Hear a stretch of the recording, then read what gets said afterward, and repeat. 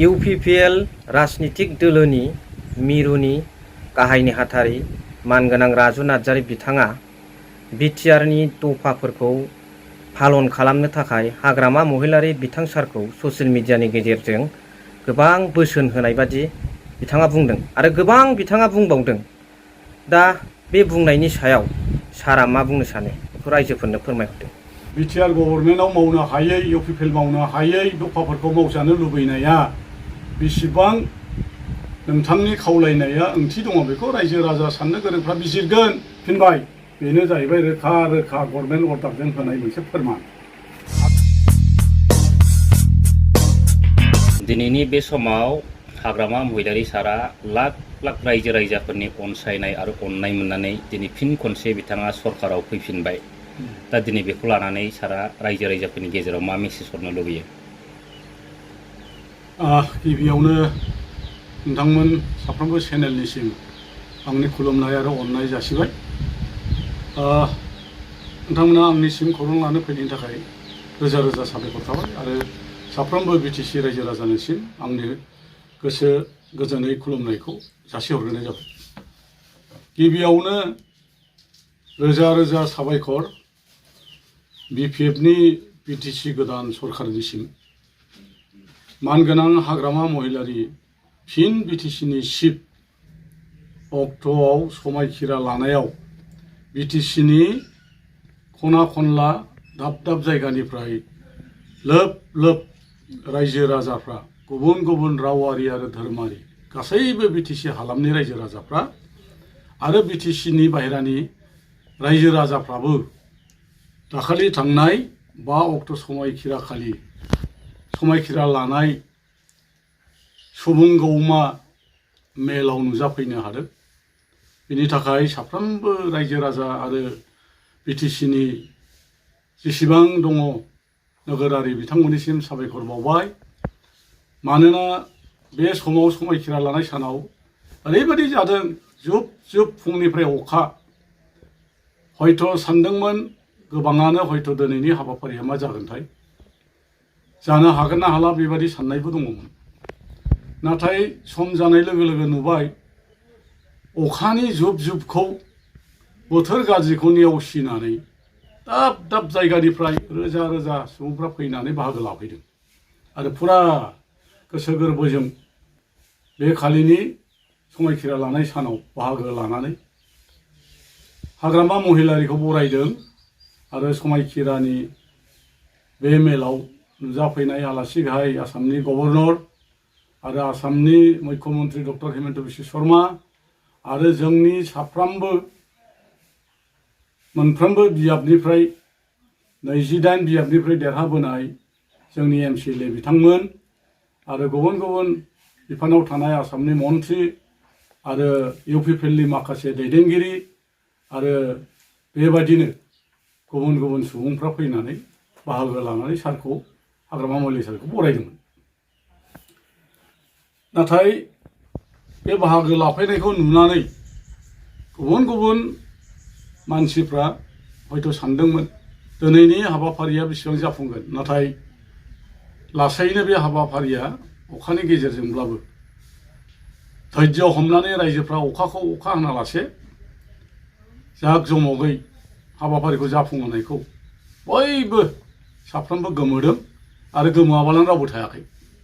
बेनि थाखाय साफ्रोमबो रायजो राजानिसिम दिनै आङो बे जायगानिफ्राय आरो बे फंनैसो बुंनायनि गेजेरजों साफ्रोमबो जोंनि मानगोनां हाग्रामा महिलारिखौ लानानै 28 देरहानाय गासै जोंनि एमसिएलएफोर जोंनि बे बिटिसिनि बिपिएफखौ सरकाराव लाबोफिननो हानायनि गासै मदद होनायनि थाखाय साफ्रोमबोनिसिमबो आंनि गोसो गोरबोनिफ्राय साबायखर बावनाय थाबाय। बेनिखायनो आं दिनै बेखौनो खावलायनो लुबैदों बिटिसिबासि रायजो राजाफोरखौ फैगौ समफ्राव जोंनि बिटिसिनि निर्माता श्रीजुत हाग्रामा महिलारीनि गोदानै बिपिएफ दलनि बिटिसि सरकार दैदेननाय श्रीजुत हाग्रामा महिलारीखौ गोबाव समनि थाखाय आरो सरकार खुंलांनो हाथों। बेनि थाखाय बयबो बिटिसिनि रायजो राजा आरो आइ आफा बयबो जाहाथे मदद आरो हेफाजाब होयो आरो बिथांनो जाहाथे बोर सारस्रियो। मानोना थांनाय 5 बोसोरनि सिगां जेरै 17 बोसोराव जोंनि बे जेबो गैयै बिटिसिखौ बिथाङा गोबां जौगाथाय लाबोनो हादोंमोन आरो गोबां प्रतिष्ठान अनुष्ठान बुंस' हायै बुंब्ला गोबाव सम नांगोन। बेनिखायनो बिथांनि मावलांनायफोरखौ रावबो बावाखै। जायनि थाखाय बिथांनि मावनायखौ मोजां मोननानै बोसोरबा जोङो सरकाराव गैयाब्लाबो बिटिआर गभर्नमेन्ट एबा प्रमद बर'नि परिबर्तन सरकाराव मा मावदों मावाखै बेखौ नुनानै रायजो राजाफ्रा दिनै जोंनि मानगोनां हाग्रामा महिलारिखौनो नांफिनगौ होननानै जिबादि लोब लोब थांनाय 22 अक्ट'नि बिसायख'थियाव भट होनानै 26 थारिखनि साननाय जिथु रिजाल्ट बावहाय गासै जोंनि रायजो राजा बिपिएफखौ अनग्रा बिपिएफनि नोगोरारिफ्रा गासै 28 बियाबाव जोंखौ एमसिएलए देरहाहोनानै हाग्रामा महिलारिखौ सरकार खुंनो खाबु होबाय। बिनि थाखाय जोबोद साबायखर। मानगोनां प्रमद बर' बिथां एबा इउपिपिएल दोलोआ थांनाय समनिफ्रायनो होनबोबाय थादों जे 16था डिपार्टमेन्टखौ बिथांमोना आसाम गभर्नमेन्टनो हराखै होननानै। नाथाय दा बावैसो फोरमान जाबाय, आसामनि मानाव गेदेर CM हेमन्त बिश्व शर्मा सारा फोरमान खालामबाय जे हाग्रामा महिलारि सारनो बे थांनाय 16था डिपार्टमेन्टखौ हरफिनबाय होननानै फोरमान खालामबाय लिखित भाबैबो। दा सारा बिनि सायाव मा बुङो? बेखौनो बुंगोन आङो। बिटिसिनि गोदान सरकार दाफुंजोबैयावनो माखासे बिपिएफनि थांनाय बिसायख'थियाव 28 बियाबाव देरहासार जानायखौ माखासे इउपिपिएलनि एबा सोरबाया गनायनो हाया मोननानै दासिमबो बिटिसिनि रायजो राजाफोरखौ बिथांमोना बायदि बायदि रावजों बुंनानै फोरमायनो सानदों जे जायफोर देरहासारनाय बेखौ बिथांमोना गनायनानै लानो हायै बादि फोरमायनायखौ नुनो मोनो। बेनो जाहैबाय इउपिपिएलनि माखासे दैदेनगिरिफ्रा बुंनो नागिरदों जे थांनाय 5 बोसोर प्रमद बर'नि दैदेननाय परिबर्तन सरकाराव जेन' जोङो गोबां जौगानाय हाबाफारि मावबोबाय, गोजोन थासारि लाबोनो हाबाय आरो जोङो गोबां बिथिङावनो जोङो रायजो राजानो जौगानाय हाबा मावनानै रायजो राजाफोरजों अनसायजानो हाबाय आरो जोङो गोजोन लाबोनाय आरो जाफ्ल'नाय गैयै सरकार खालामनो हादों होननानै बिथांमोना गावसोरखौनो फोरमायनानै लानो सानदों आरो बे बाथ्राखौनो रायजो राजानि सिगाङाव दासिमबो बिथांमोना खना खनि बुंबाय थानायखौ नुनो मोनदों। नाथाय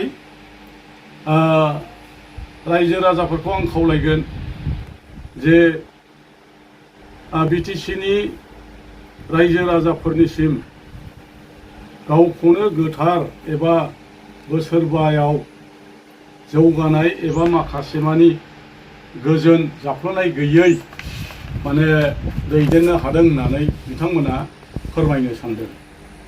नाथाय आं बेखौसो बुंगोन, नोंथांमोना सम बुंबोदों जे माखासे गोरों गोराफ्रा सोंदोंमोन 16था डिपार्टमेन्टखौ आसाम सरकारनो हरफिनबाय एबा आसाम सरकारनि अफिसार जिल्ला बेंगिरि कमिसनारफोरनि डिसिफोरनि आखाइजों 16था डिपार्टमेन्टखौ सालायनो हगारदों होननाय बाथ्राखौ नोंथांमोना गले गले दाख्लैसिमबो बुंबाय थादों जे हराखै।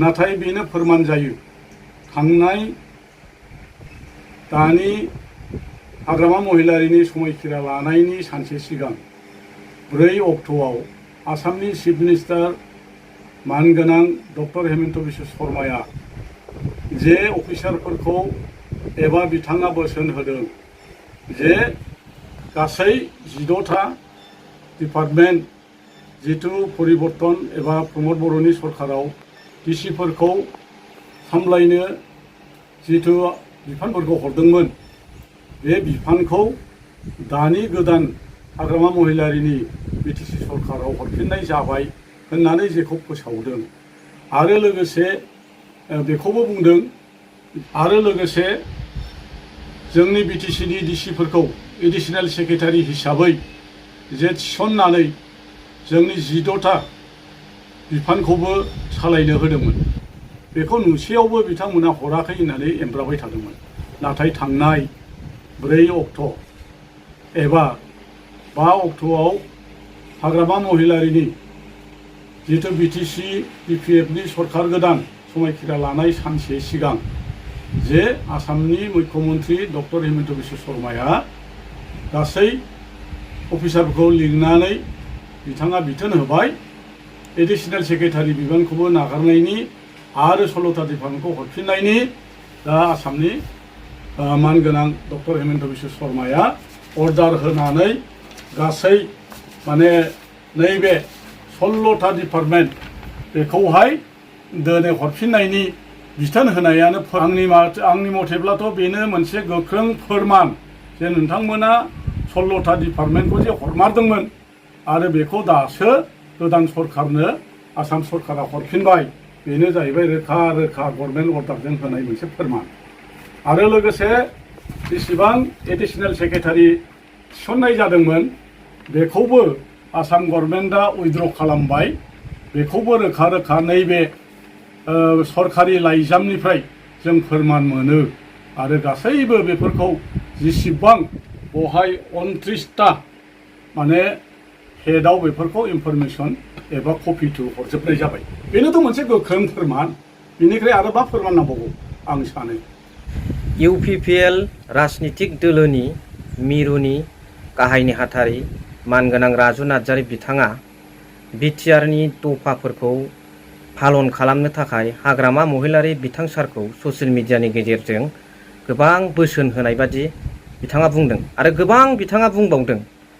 दा बे बुंनायनि सायाव सारा मा बुंनो सानो बेखौ रायजोफोरनो फोरमायहरदों। बे बिथिङाव बुंनो माखासे गोनां दङ।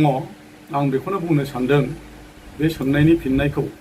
इउपिपिएलनि गाहाय नेहाथारि राजु नार्जारि बिथाङा सासे गावखौनो गोख्रों लिडार साननानै लाग्रा सासे ग्रेट लिडार इउपिपिएलनि बिथाङानो सासे गिदिर दैदेनगिरि। नाथाय नोंथाङा बिपिएफनि आफादगिरि आगुनि बिटिसिनि चिफ मानगोनां हाग्रामा महिलारि आगुनि बिटिसि हाग्रामा महिलारि सारनि गोदान सरकार दाफुंनाय समावनो नोंथाङा माब्रै नोंसोर मावनो हायै नोंसोरो गोजोन सुक्तिनि गेजेरजों लाबोनाय दफाफोर एबा एमअएसआव गिदिर गिदिर अनुस्थान प्रतिष्ठान गायसननो नागिरनाय नोंथांमोन एसेबो मावजोबनो मोनै मावजेनै हाबाफारिखौ नोंथांमोना बोरैहाय दानि सरकार गोदानखौ सरकार दाफुंजोबैयावनो बोरै मावजानो खावलायखो।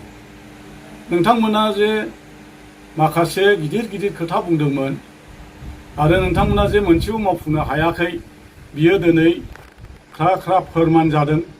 जायनि थाखाय नोंथांमोना दिनै बेफोर हाबाखौ मावनो हायैनि थाखायनो थांनाय 22 तारिखनि बिसायख'थियाव रायजो राजाफ्रा नोंथांमोनखौ जेरैबायदि बुंदोंमोन बिनिख्रुइ उल्था भाबै नोंथांमोनखौ दिनै फेजेनदों आरो दिनै नोंथांमोना गाज्रि भाबै जेननानै थानो गोनां जादों। जेराव नोंथांमोना बिटिसि गोजोन गोरोबथा पिस एग्रिमेन्ट समाव नोंथांमोना 12 देरहादोंमोन डाबलखौ लानानै सुबुं हिसाबै 11ल'मोन। नाथाय दिनै बोसोरबा सरकार सालायनानै नोंथांमोना गोजोन लाबोबाय होननाय आरो गोबां जौगानाय गोबां सोलोंनाय बिथिङाव गोबां हाबा मावबाय गोबां हा हु फाट्टा होबाय होननानै नोंथांमोना गावखौनो गभर्नमेन्टखौ बुंनानै लाबाय आरो नोंथांमोना गोबां गिदिर गिदिर खोथा होनानै नोंथांमोना सरकार खुंबाय। नाथाय बोसोरबा थांनायनि उनाव दिनै बिसायख'थियाव नोंथांमोना गाज्रि रोखोमै जेननांबाय। रायजोफ्रा बिनि फिननायखौ होबाय। बेखायनो बेनो मोनसे फोरमान होननानै आं सानो। नोंथांमोन मावनाया खुगायाव मोनसे बुंनाय आरो मावनाया मोनसेथिं फारसे खारनाय। बेखायनो मावनाया जेबो जायाखै नोंथांमोन बुंनायाल' सिगांग्रोदों बेखौ आं सानो। दा नोंथाङाथ' सासे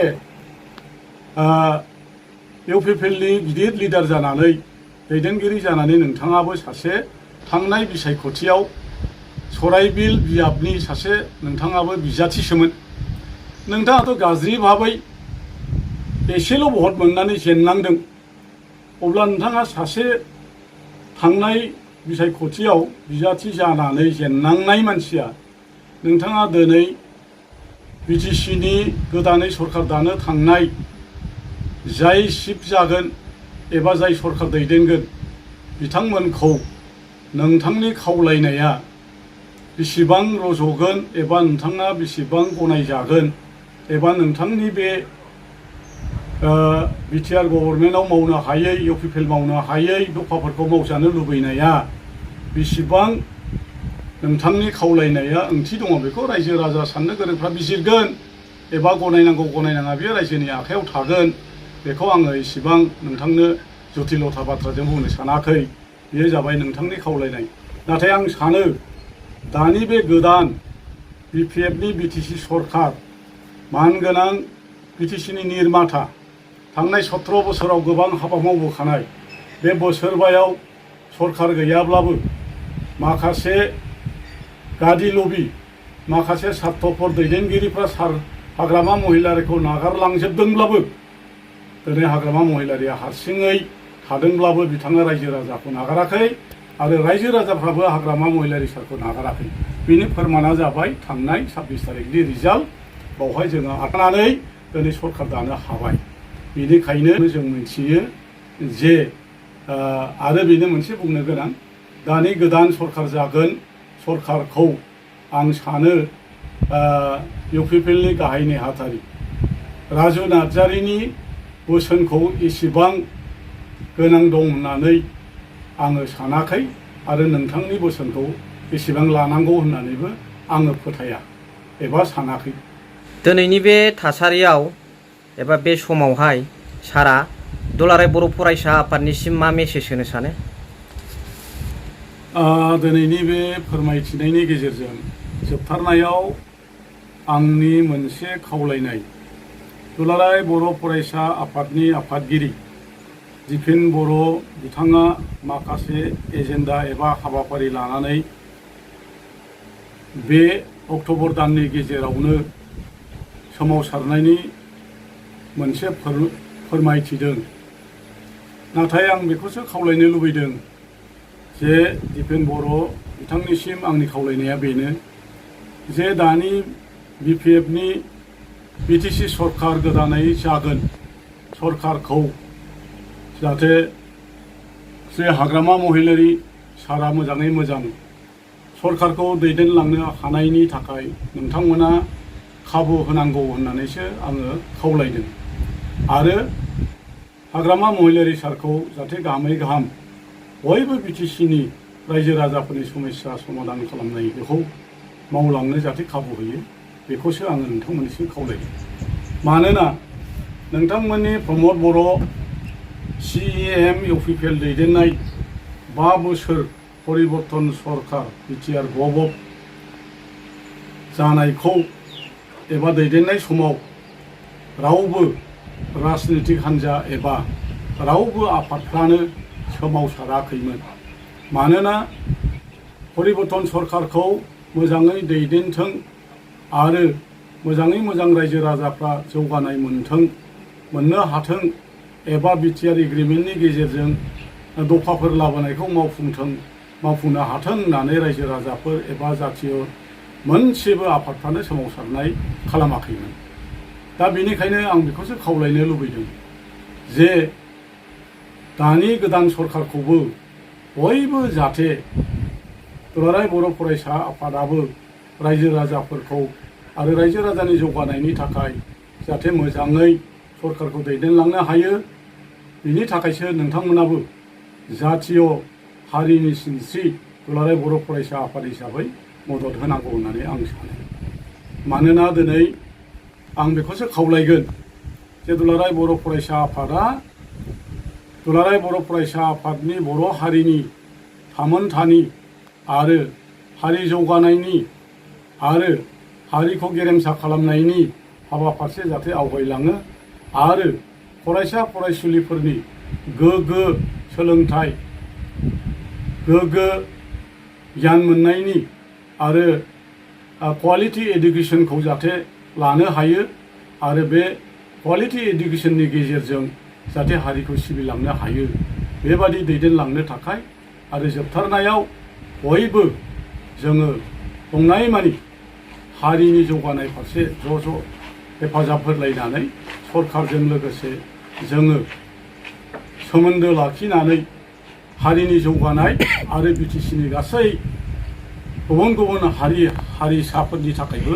जौगानायखौ जोङो गोजोनखौ ज' ज'यै लांनो थाखाय आङो जोबथारनायाव दुलाराय बर' फरायसा आफादनिसिमबो आरो रायजो राजाफोरनिसिमबो गुबुन गुबुन रावारि धोरोमारि बिथांमोननिसिम जेसेबां दङ बिटिसिनि नोगोरारिफोरनिसिम आंनि गोसो गोरबोनिफ्राय खावलायनानै फैगौ जोंनि बिटिसि सरकारखौ बयबो जाहाथे हेफाजाब आरो मदद होनानै गोबाव समनि थाखाय सरकार दैदेननो खाबु होयो बेखौनो आंनि खर' गंग्लायै खुलुमनानै रायजो राजाफोरनिसिम खावलायनायखौ फोरमायनानै आं दिनैनि सुंद' बुंनायखौ बावनो फोजोबबाय। गोजोन्थों।